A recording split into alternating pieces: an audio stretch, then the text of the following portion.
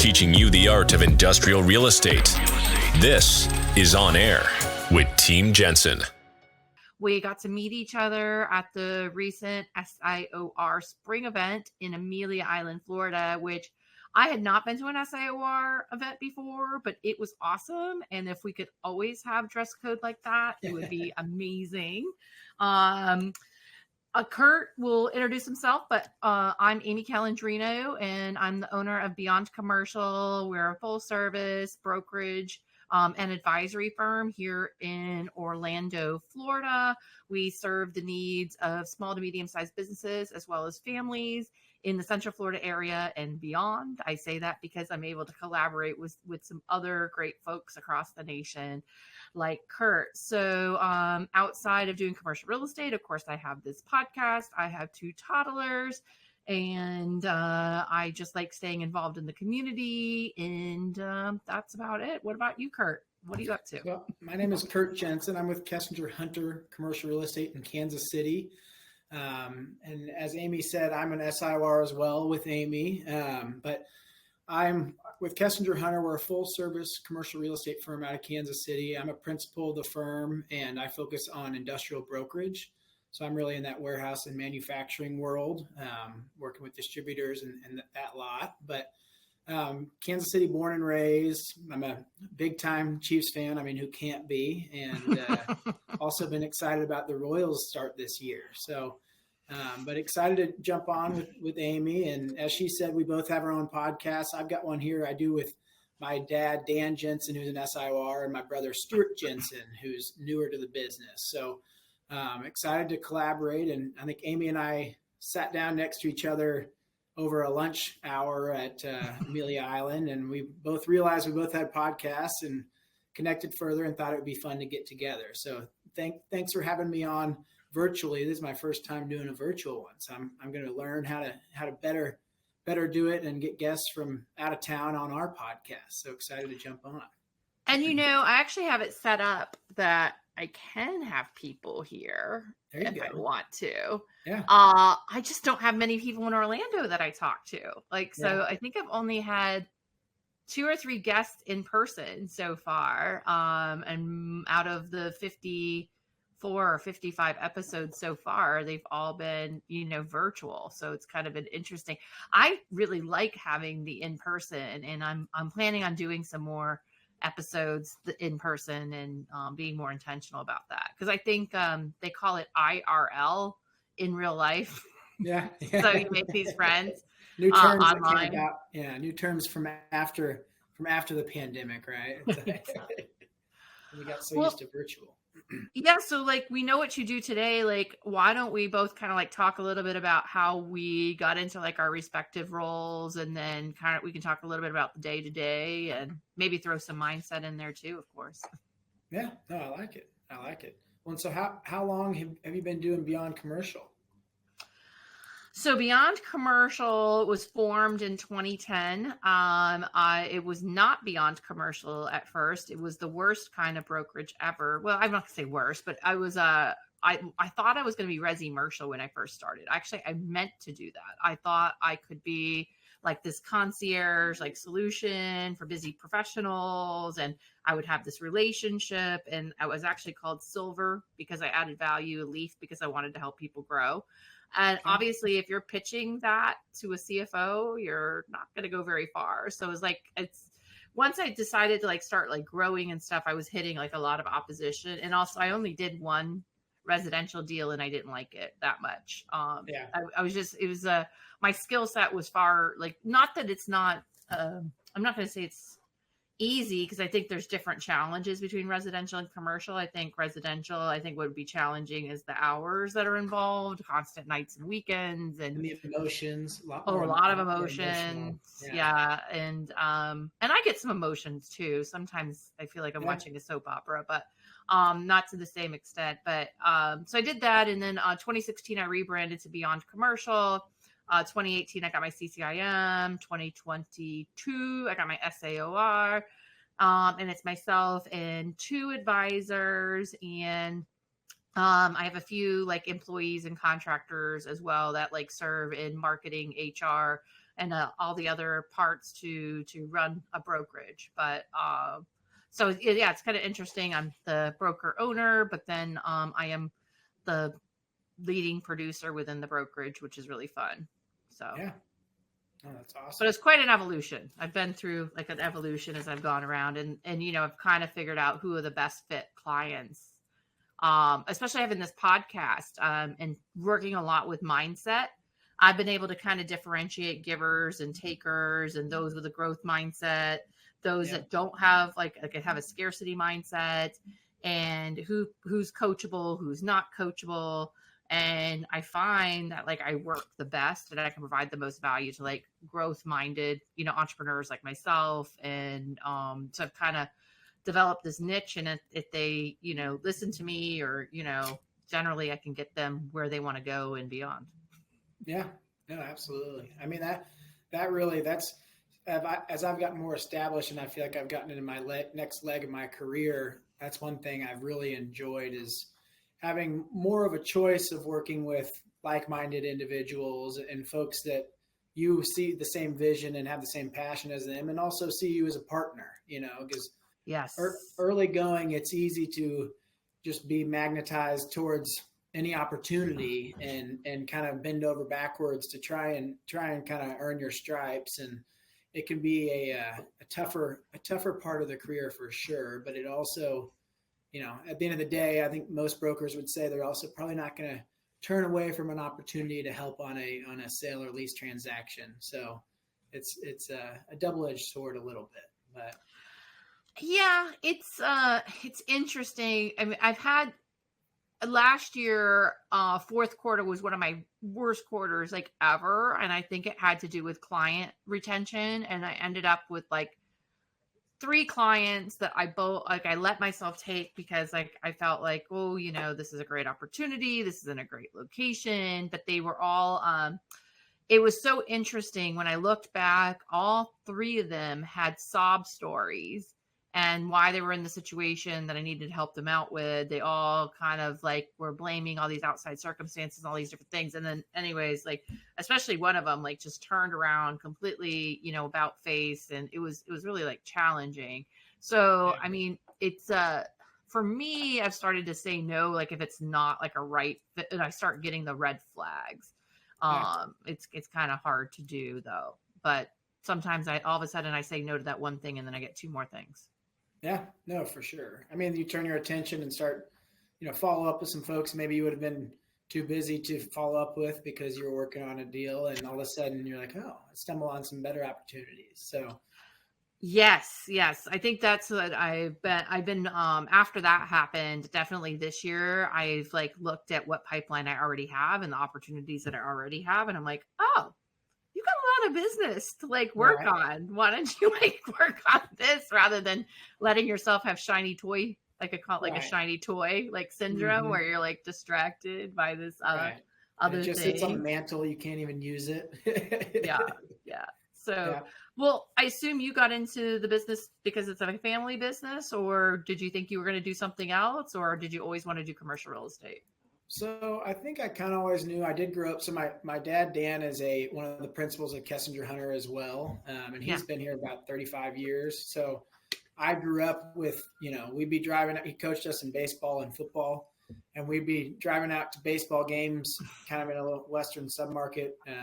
And we'd be passing buildings that he'd be, working on a development side or helping someone lease. And so it was always kind of there, he's always talking about it. And he was a very present dad, but on a lot of trips and stuff with the family, there was often phone calls where he'd be distracted or doing deals. And so it was always something that was kind of right in front of us. And then really when I was in school, I went to the University of Missouri, and I kind of toyed around. I did an internship with a general contractor, an internship with a logistics group here in town, Scarborough Logistics. And I kind of found that I was interested and curious in those things. But then I did an internship with Kessinger Hunter, and I got to see like I can have my hands in those worlds and industries, but also be on this path and just get to work with so many different ways to earn a living. That's one of the things I've loved is just I might work with one client who is, filling the warehouse with literally toilet paper or paper towels or napkins.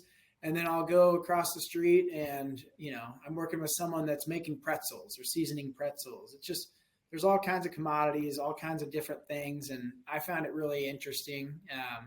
And candidly, my dad, Dan, had built a great career for himself. Yeah. And I saw that as an awesome opportunity to try and take the torch to the next generation. And so I came in pretty hot. I came in, literally, I walked for graduation on a Sunday and then was in the office on Monday. And a lot of my buddies were doing other things, but I kind of had, the strong word of, if you want to come work here, you need to come work here. And so that's what I did. And I needed to get going anyways, because 100% commission based. It's, you got to start making money as soon as you can, so you can go live a little bit. So, but I've been here now 8+ years. Wow. And I just last year got in, myself and 3 other of our principals who've been here about the same amount of time got to buy in last year as principals, which was really exciting. And so Kessinger Hunter, we're the oldest full service commercial real estate firm in Kansas City. We've been around for almost 150 years now. And we really are 2 stars that are the namesake are Bucky Kessinger, who is since passed. He passed away a handful of years ago. And he was actually good friends with my grandpa back in the day. My grandma and his wife are still good friends, where they live in a retirement home together. And so it's fun hearing stories from them. But Chuck Hunter is still our chairman, and he is still a very magnetic personality. And he does spend a lot of his time up in the Northeast. He's got a home up there. And so he's a lot less hands-on than he obviously was, because he's in his 80s now, but it's still awesome having him around and someone like him to bounce things off of. But so the firm was really, we kind of leaned into and grabbed our market share through those 2 guys and their reputation they built for the company, because they were stand-up guys and were well-known guys. And then, we've got a number of partners now, or principals now, that are that next generation that have really kept us, the powerful group we are in Kansas City, and really helped us continue to earn that credibility with clients and within Kansas City. And so that group has really done a good job, I think, of embracing the younger generation, myself and the others that have recently bought in. And it's really, I think it's a really exciting time right now at Kessinger Hunter. We were the Cushman Wakefield Alliance firm for, I think, 20 years or so in Kansas City. And when DTZ bought Cushman, the principals wanted to stay independent. They didn't want to merge offices, and so they stayed independent. And I would say the last handful of years, it's been an interesting dynamic, and we've kind of had a little bit of a looking in the mirror and, who do we want to be as we lean into the future? Because the commercial real estate world the landscape's really changing, and it has changed the last 10 years. And so, but what we're learning and excited about is that there's a lot of tools and technology that allow for shops like yours in Orlando and ours here in Kansas City to leverage better people and take advantage of that and almost be more nimble and flexible on behalf of clients and serve them better. And I'm sure I'm a little biased, but I like to think that we've got a pretty good thing going here. And through the SIOR network, we really have a great reach nationally and internationally. And so to your point, I've worked with SIORs in a number of other markets, and it's always awesome knowing that you've got someone that is credible, has a good reputation, and is active in their market, and can bring that same value that you want to provide for your clients. And so, but really excited about what we're doing. The podcast has been a lot of fun. I'm sure you've enjoyed doing it too. It's amazing. It's like people ask me like, well, how are you doing deals and the podcast? But I really like, I think there's a saying that if you really love what you do, it doesn't like feel like work, or you never work a day in your life or something like that. And that's like how I feel. Because every time I have one of these podcasts, I learn something new, or someone hears something and I'll run into them at a chamber event or someone will send me a DM on Twitter and they're like, oh, this was so awesome. You know, I really like resonated with this.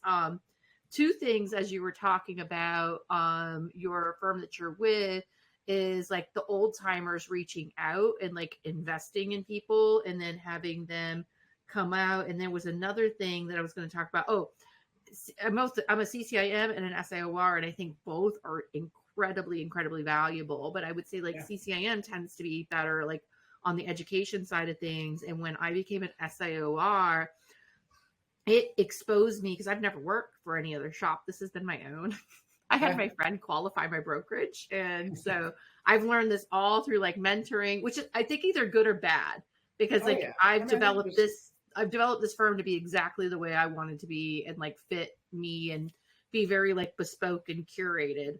But I would say like SIOR is like the whole business side of things. And I learned a lot more about, you know, even more about leveraging, you know, relationships. I think they take independent brokerages and then they give them additional tools, but then they also talk a lot more about development and how to do management fees and all these different things I never thought about. It was really incredible. So that was one thing I was thinking about. And we'll talk about like, why don't we talk about what your experience is? And then we'll talk about old timers, because I have a story about that. Well, what was the question about? I said, so what's been your experience with SIOR? Are you a CCIM as well, or SIOR? I'm not a CCIM. I have to admit, I did 2 classes, and then I kind of kicked it by the wayside when I got all excited about doing SIOR, and I realized I might have some years ahead of me where I could actually make my production threshold. And so I prioritized SIOR. And I did, you know, University of Missouri isn't the toughest school, but I did have an emphasis in finance and real estate. Yeah. So I did have some of that background education, which was helpful. But my experience with SIR has been incredible. So when I first started, we had really kind of only left behind the CNW flag at Alliance, you know, I think probably a year or 2 years before I jumped in. So when I first started, the principals were really emphasizing the importance of SIOR and that national reach. And so I actually got to go my first year to New York, which was an incredible conference. And I'm spoiled. I think I've been to 8 conferences now. So I've gotten to go to a lot of the conferences. And to your point though, it's always so invigorating going to the conferences because you hear from other brokers that are doing things maybe differently and maybe even a little bit better in other markets. And you can learn some best practices and confirm what you're doing is the right thing to be doing and things like that. And just connect further. And it's always reassuring hearing what everyone else is doing and understanding that, okay, there's other people out there like me. It's really a great community. And so I've been lucky to have the mentors through SIR that I've found. And just, you know, I can't also just I can't not talk about how much fun it is. You know what I mean? Just going to those conferences, it really is a blast just hanging out with like-minded folks and just hearing what kind of transactions other people are working on and just talking shop. So I've been very fortunate to be able to attend as many conferences as I have. And Kessinger Hunters really helped put me in the position that I'm in to be able to make that production threshold and to be able to attend those conferences. So, you know, I feel blessed to be a part of it, and I'm really excited to see what it will grow to in the future. Because I think I've really noticed while I've been attending, I think they keep getting better and better. They really do. So I think the future is very bright for SIOR, and I think it's a great tool and service to the end client at the end of the day too. Like it really, you can tell at those conferences that that's who SIR is trying to serve at the end of the day. Isn't necessarily just us, but the clients we're working for, you know, because I think they know that that's the goal at the end of the day. Well, I'm working on one deal right now, and it's not really, you know, large, but I was able to use the pitch deck from SIOR, and then like I modified it, and then I put in my particular details, and then I set it to the head of real estate for this company that has over like 5,000 employees, and they usually have this national relationship, but they're allowed to use someone local if the local rep wants to work with the person. And it was really cool. I sent it out, and she's like, okay, of course we can work with you. And it's like, it's not gonna like, but it's not gonna make my, it's not a big deal, but it's kind of cool to be able to like work with someone that I've gotten to know over like the last like 15 years and watch her growth within this, larger company. She's a friend of mine. And then her be able to like send it to, and I remember the very first call I had with like corporate real estate for this company.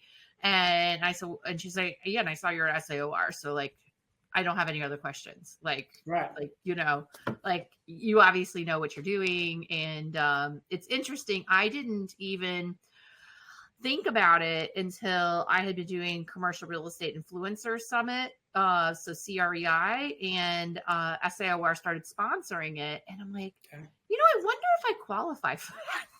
Right. And so I went back and I'm like, oh, dude, I did it. I've done it. I've done it. Like, let's go. So I submitted my stuff like that day. I'm like, oh, let's go. I'm going to get this. So, cause I wasn't sure but then Beth Azor, who's really active in commercial real estate, she's always told me like, Amy, you're doing great. Like, but I always want to do better. So, when you were talking about, this multi-generational like brokerage, that there's been all these generations and the brokerage you are with has been around so long. One thing that put me in the role that I'm in today, I was actually behind the desk as a paralegal, and I was going to go to law school. This guy, Bob Hendry, my husband, merged in with him for a little while. And he actually worked with the law firm that helped Walt Disney acquire all that land. Oh, that's very cool. I have some crazy stories of like corporate espionage, people breaking into the filing cabinets. Also, Walt Disney had an office in Orlando that we looked to lease at one point, and there's like these gold ceilings and really ornate in one of the buildings downtown. The floor plates in this building, built like in the early 1900s, are only like 3,600 square feet. Okay. And so he had like the top like penthouse store of this really like small building that's like absolutely dwarfed by other buildings. Like if you ever look at the skyline, I'll show you which one it is. But one thing is like Bob would walk by my desk like all the time, and he's just like, you have such great drive. You're so great with like the clients. You're so, so meticulous. And he's like, you really got to get out behind the desk. And like, he started dragging me to like all of these like networking events. And at the time it was really hard. I went to school full time and I worked full time. And then obviously, I'm getting paid to produce, as a paralegal, I have billable hours that I need to do. Right. So then I have to make up, but it was well worth the investment to kind of get out there. And then, the opportunity came about for me to get into commercial real estate. And so I did, and I don't regret it, but I probably wouldn't have had like the people skills and the confidence and the courage if it weren't for someone who'd been around a long time and told me some really cool stories. I mean, I'm very fortunate with the mentors I've had. I mean, it really, I think it makes all the difference. There's folks that are great brokers that are maybe just a different breed that don't have that mentorship and they figure it out. But I think it's like a pretty key ingredient to a successful career, because this first 5 or 10 years can be tough. The mentorship, I think, is just a huge aspect to your point. I mean, that it really is. And I have fun facts about Walt Disney, and I want to confirm with like a Google search real quick, but Walt Disney's original art studio was actually in Kansas City, which a lot of people don't realize. I heard that. No, I see the documentary. I think you're right on that. Because I was surprised. I was listening to something the other day, and I heard that, and I was like, Kansas City, like of all different places. But I think, was he originally from there? Wait, hold on. Joe Rogan stops and like fact checks things. Why can't we? So hold on. Like, let's see. Walt Disney. Studio. Which I think there's a pretty cool project going on right now to save the building and kind of turn it into a museum. Oh, his family moved there when he was 9 years old, and they lived at 3028 Bellefontaine. Yeah. And I guess it looks like their childhood home is still there. It looks like almost like a shotgun kind of. Is it the kind of house like almost like New Orleans looking? Yeah, no, that would make sense. It's probably the same era. He was in Kansas City's East Side when he was 9 years old. Yeah. Yeah, his art and animation studies are all done here, which Kansas City, it's not just a flyover state. You know, we do have a pretty amazing art community here that a lot of people, everyone knows we've got barbecue and the Chiefs, but we do have some pretty amazing art exhibits as well. So I just had to give that plug for KC. But that's awesome. Yeah, no, I was watching. I don't know. I'm a bit of a nerd, so like at night, if I'm not listening to like podcasts, usually Joe Rogan actually, or different things, or just like social media, whatever. I'll tend to watch some different documentaries, and I always like hearing about different cities, how they developed, or different influential people, or I don't know. YouTube has so many different documentaries nowadays. It's so easy it's endless to do. What do you do in your spare time? Oh, I really like, tonight I'll probably go throw on the Royals game and just try and have a relaxing night. I spend a lot of time up at the gym too. And then I'm a single guy. I've got a cute lady I'm courting right now, trying to date, trying to convince into being a girlfriend. But I've got 2 older siblings that are married and have 3 and 2 kids, and they live less than 5 minutes from me. So I get a lot of awesome uncle. So you're time. uncle to 5 kids? Yeah, an uncle to 5 kids. Yeah, which is a lot of fun. They're all between the ages of 5 and 1. One of them's turning 6 in November, and he'll tell you he's been talking about it all year. So, but they're pretty fun. And then my younger brother actually lives out in. I'm very close to my family, but my younger brother lives out in Napa and is selling wine.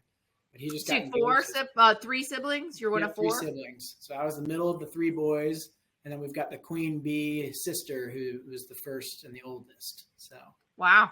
Mm-hmm. That's super cool. Yeah. I'm I only have 1 sibling, but I'm one of 11 grandbabies on my mom's side, and that's like really cool. And I on both sides I have a huge like family, and I love family. And then I also have what I call framily too, and like my best friend and her husband and his kids, we become like family, and we like travel together and do life together. And then obviously since I've gotten into commercial real estate, she was a stay-at-home mom, but she got interested in commercial real estate. So I helped her buy a building on Main Street in the town that she lives in, got it leased up, and now they're actually looking to buy more commercial real estate. That's awesome. It's really cool, like to be in something that can like inspire those that are like part of your family or your friends to like go and like try work to generate wealth and passive income. And it's a great vocation.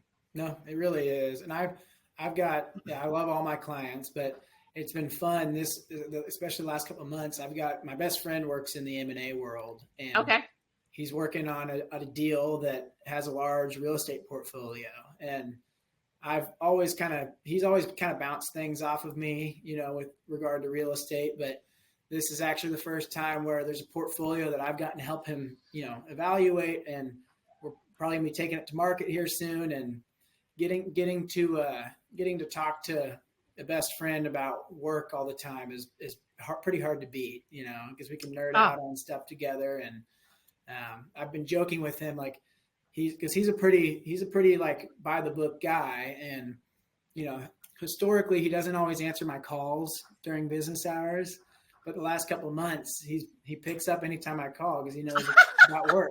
So it's been pretty fun. So. Actually, this kind of funny is like sometimes I'll get a break while driving to call my best friend, but every time like we don't have a deal going on, it's like voicemail, but now she wants another property, so she's answering every one of my calls. Yeah, right.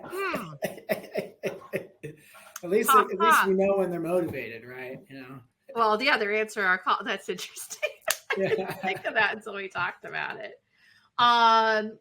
What do you see? Do you see any specific trends in your market? You primarily focus on industrial. I know like in Orlando right now, we brought a lot of spec industrial to market. And just because of the cost of construction and those types of things, we're trying to make them larger bays, and but they're just like not moving. So now there's like talks about bringing them down to 25,000 square feet, like or smaller, and subdividing them even irrespectively of that. But I mean, our vacancy is still like 6%, but it was like Right. 3, like before we got flooded with all that. That's kind of what's going on here. What do you see going on in Kansas City? It's a little bit similar. We were fortunate. It seemed, I mean, like every market I think was on fire in a good way Right. for a handful of years there, especially right after the pandemic, but industrially speaking. But we were fortunate in the fact that a lot of the developers active in our market really kind of slowed down candidly at kind of the perfect time. Our spec deliveries really slowed down. We have a handful of 1 million square foot buildings, 1 million square foot buildings under one roof that came to market within the last, 12, 18 months that have been struggling. But outside of that hopper, it's really pretty healthy out there, even with the newer product.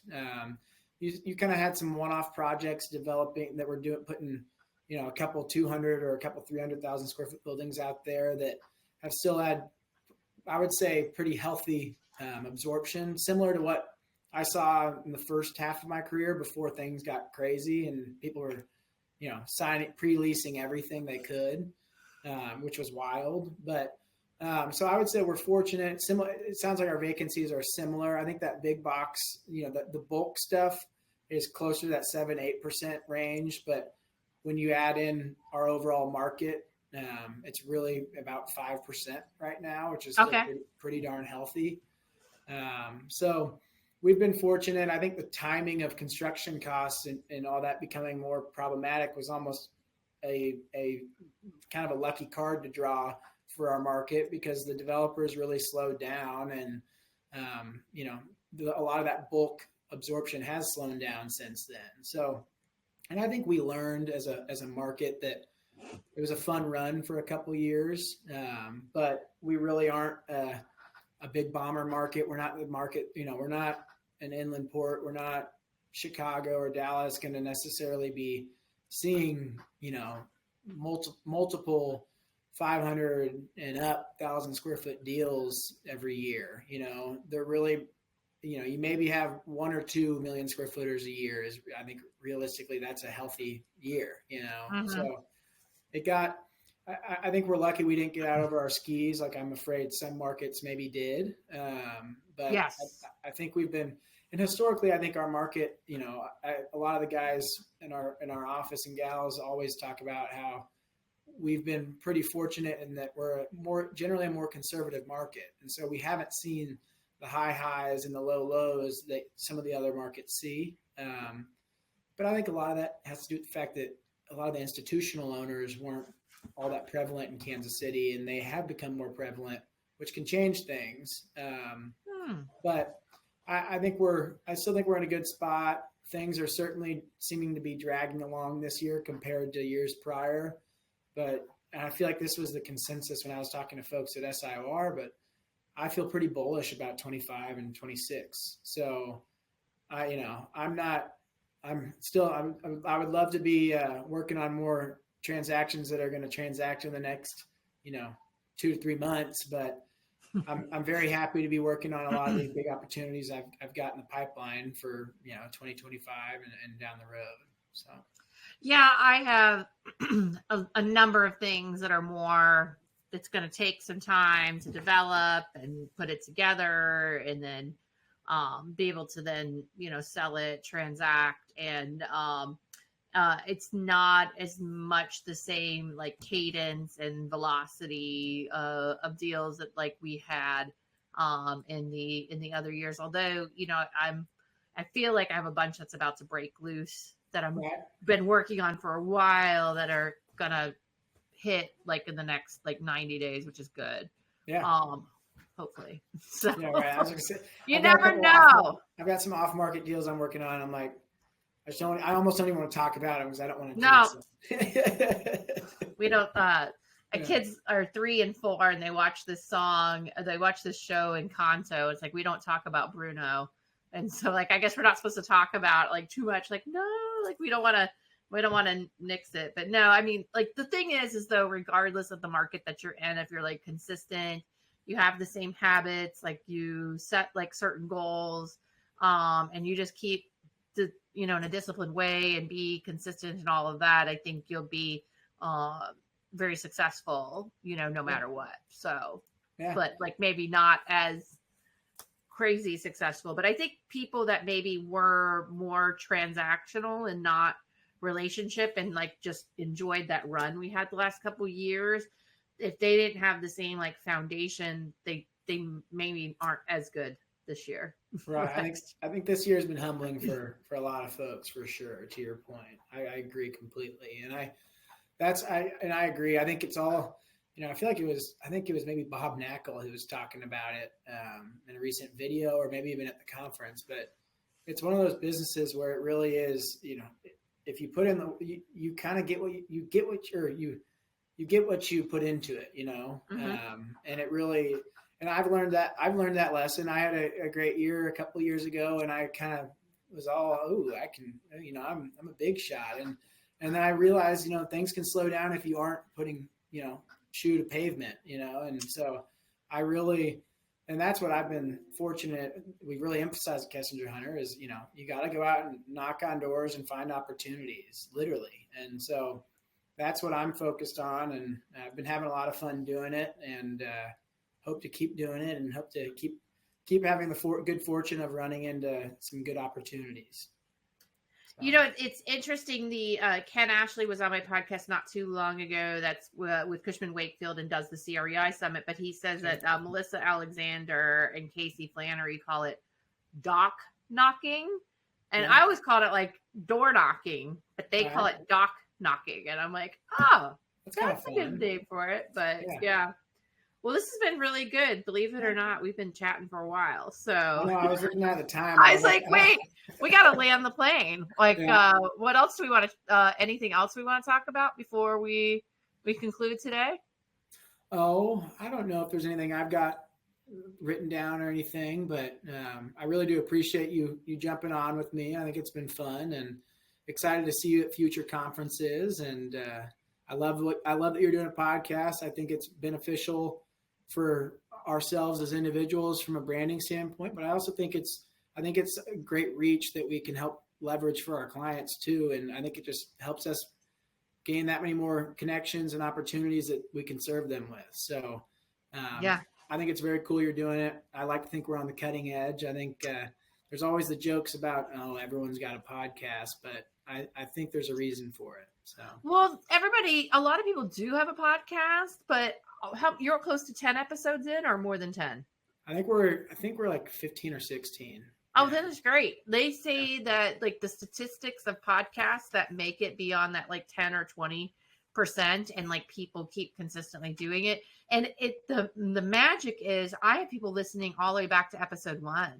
Yeah. Like nowadays, and like looking at the metrics and all of that. So yeah, if anybody ever wants to ask how to start a podcast, feel free to reach out to me, or I'm sure Kurt's more than happy to share. But it's been a great tool, and now I know someone to call for industrial in Kansas City for sure. So, and then who to call in Orlando. So absolutely, it's awesome. Oh no, well, you're full service, so I just know who to call. Period in Kansas City, and then you'll figure it out. Yeah, we've got partners in our office that I can connect you with. Yeah. So.